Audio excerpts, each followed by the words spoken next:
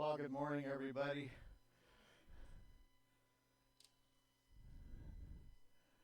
These last few years that I've been your pastor, I do not recall ever giving a sermon on Father's Day where I talked about the fathers. That's intentional.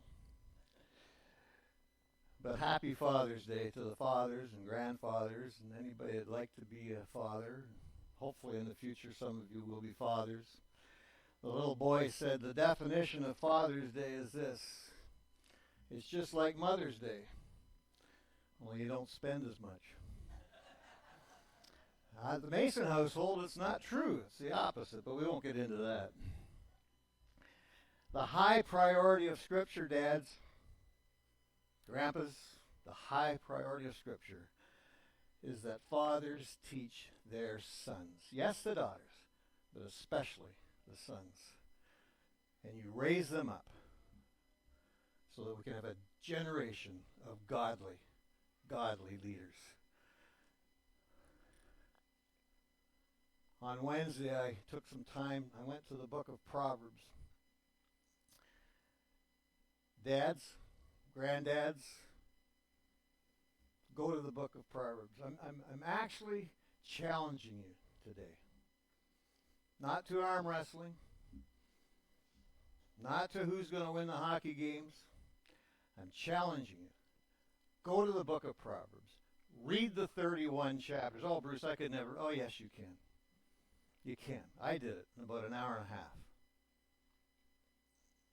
I wanted to check it out again on what God has to say to dads.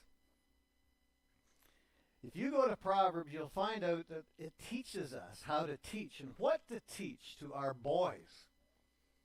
Our boys. Of course, our girls. But today we're talking about the boys. The primary duty of a father is to teach holy living to his son. Guys, the primary duty of the father is to teach you how to live holy lives.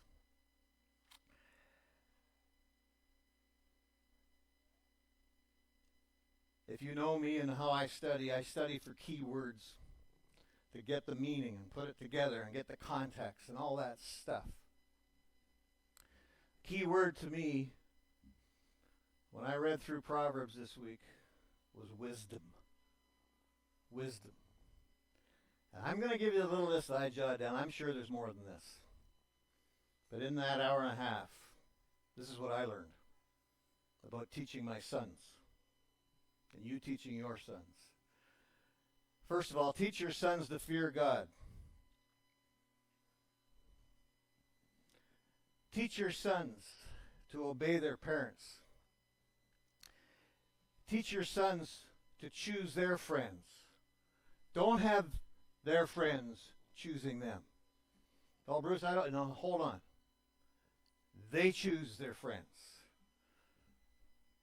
They don't choose your sons, those friends. Other way around. Here's one for today, boys, and has always been. Men, teach your boys how to control their bodies. There's a whole sermon on that one.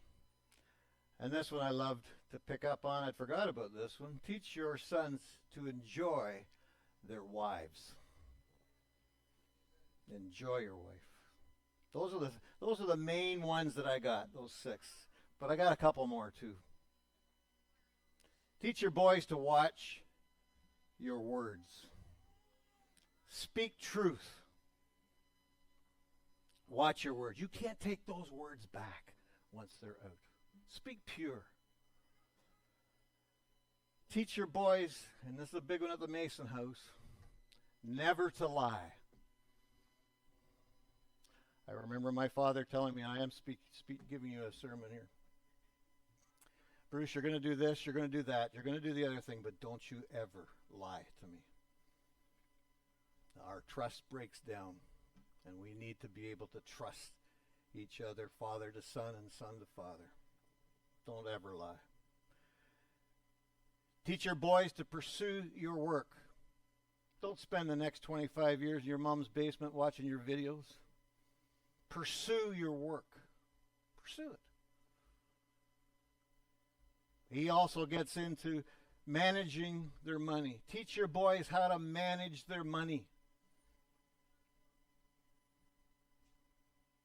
And the last one I jotted down. Teach your boys, teach your sons to love your neighbor. That's a given from the scriptures, all the way through the scripture. Teach them to love their neighbors.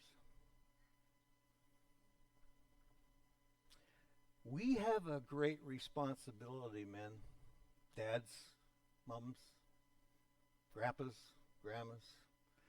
This responsibility is what's going to happen with the next generation. And what we do with this generation will affect the next generation. For sure. Praise team, would you please come and lead us?